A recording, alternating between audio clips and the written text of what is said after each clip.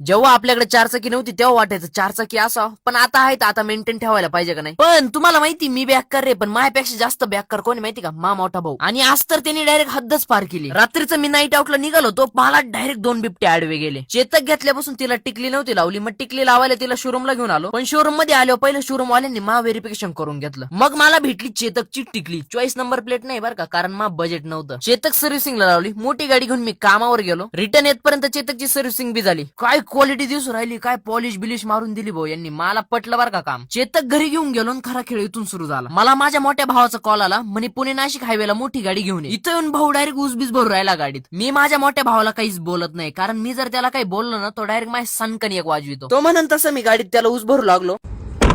आणि दुसऱ्या दिवशी गाडीचे एवढे बॅकर आलून गेले, काय सांगू मित्रांनो, लय वाईट वाटलं. छातीवर दगड ठेवला गाडी डायरेक्ट वॉशिंग सेंटरला घेऊन आलो. इथं येऊन जरा मला बरं वाटलं, माझ्या जीवात जीव आला. आता गाडी एकदम मस्त झाली होती. गाडी ओके झाली म्हणून मी नाईट आउटला निघालो होतो. रोड मध्येच एक वाघ आणि एक वाघीण दिसली, मग मी पुन्हा घरी निघालो.